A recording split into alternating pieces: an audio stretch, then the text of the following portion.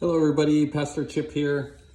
I just wanted to share some thoughts on what's going on in Israel, and there is a lot of talk that this may be leading to prophetic situations over there from our Bibles, but just want to share with you, are we closer to the rapture or not?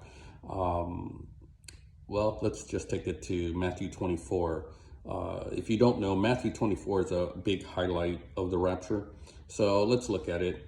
As we know, Jesus is at the temple with his disciples, and they said, hey, when is the end of the age?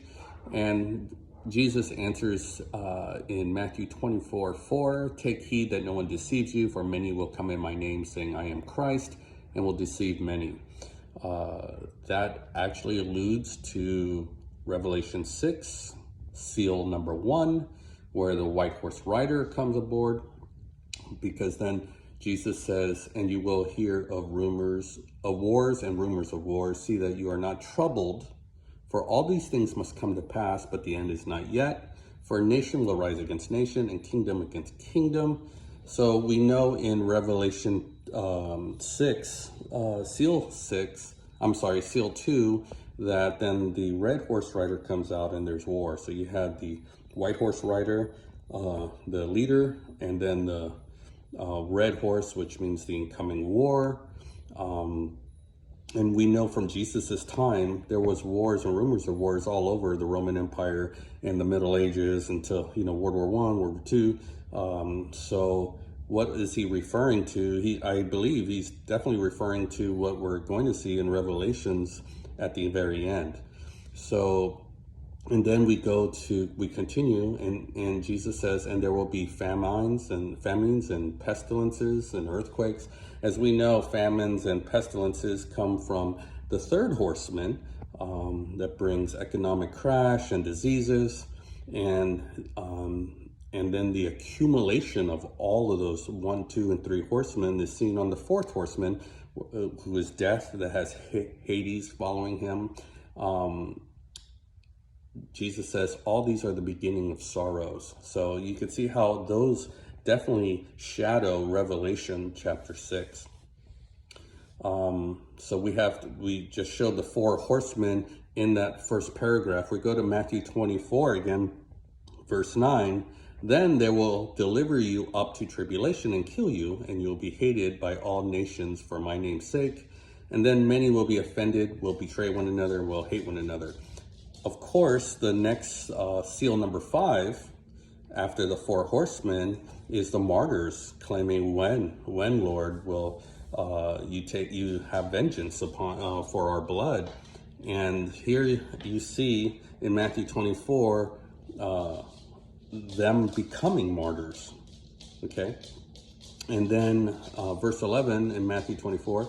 Then many false prophets will arise and deceive many, and because lawlessness will abound, the love of many will grow cold. But he that endures to the end shall be saved, and the gospel of the kingdom will be preached to all the world as a witness to the nations, and the end will come.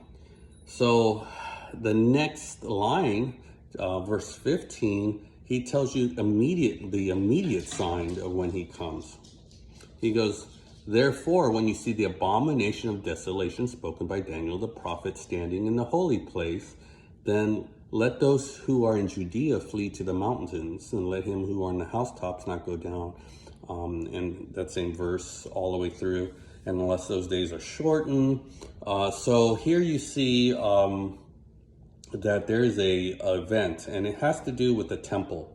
So to answer a lot of thoughts on what's going on in Israel, until there's a temple under construction or being built, or at the very soft end of it, if the UN comes and makes an office, some sort of religious universal office on the temple, then that's where a world leader will go and stand. It's not there now, either a full temple or a office for that. So we're not here in Matthew 24. Today, we're not there yet. So we got plenty of time so far because it's going to take a while to build. But once you see that sign, that's when it's getting pretty imminent at that time. Jesus goes on to say, then if anyone says to you, look, here's the Christ, or there, do not believe it. Then he says, they say, look, he's in the desert, don't go out. If he's in the inner room. And he says, look, when I come, you're going to know about it. You're going to see it. Everyone will know when I come. He says here, for as the lightning comes from the east and flashes to the west, so will be the coming of the Son of Man. For wherever the body is, there the eagles are gathered. And that's a Jewish double meaning in that. For where the bodies are, right, the dead bodies, there's the carrion birds. But also on the positive end, where the body is, living body, in the sky, there the eagles will be gathered. And it's definitely a reference to a rapture. So finally, I'm going to finish this quick teaching here. Matthew 24, verse 29. Immediately after the tribulation of those days, immediately after what? After the four horsemen, there's this great war that comes, okay? And then plenty of martyrs that have died for the faith. And then this world leader goes into the temple, okay? The abomination that lays desolation. Remember, we got two examples in history when this occurred. Daniel talks about it, but it basically talks about the time before Christ when the Seleucid Empire was ruling over Israel. And Epiphanes, there was a leader named Epiphanes that goes in and sacrifices a pig and puts up a statue of Zeus in the temple. That's the abomination that causes desolation.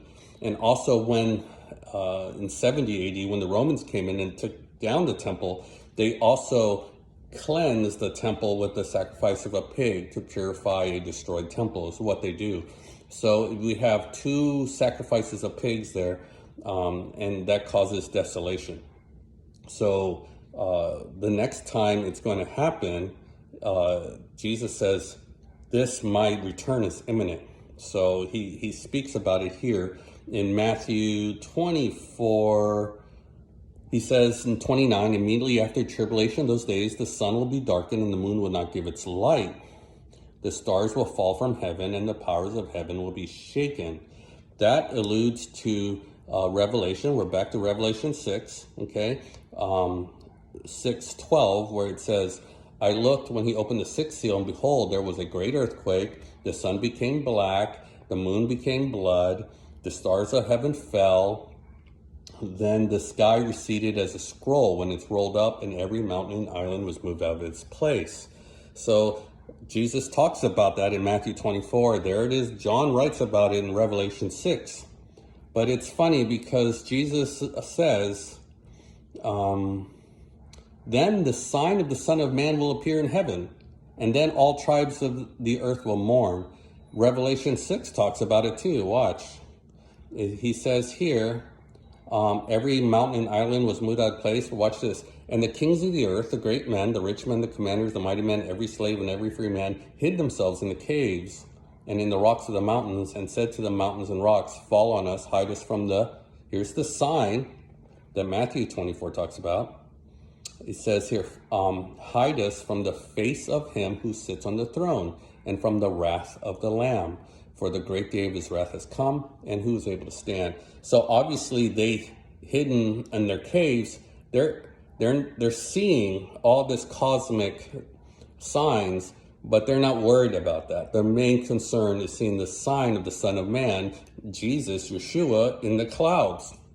And they're scared, they're terrified. Matthew 24, Jesus, when he talks about it, he says, and they will see the Son of Man coming on the clouds of heaven with power and great glory, and they will mourn. So what you saw, what those guys were doing, were mourning. And then he says, and he will send his angels with a great sound of a trumpet, and they will gather together his elect from the four winds, from one end of heaven to the other. That's your rapture. And it doesn't say the church. It says the elect, those that walk in the Spirit, because there's plenty of people that don't, plenty of Christians that don't. For example, when God talks about the bridesmaids, there's a number of them that weren't prepared. So the rapture, that's why there is a second harvest of souls after the mark of the beast. But this one, the rapture takes those that are looking for his return. So until we see the temple, that is when the clock starts. And that's when we really need to watch out. So when you see wars in Israel, it's not something that we need to be concerned with until some sort of agreement where the temple starts to be built. And that's my word of the day. I hope that helps you and helps you understand. And I'm going to do more videos on this subject, my favorite subject. So God bless you, and may Yeshua shine in your life. Thank you very much, guys.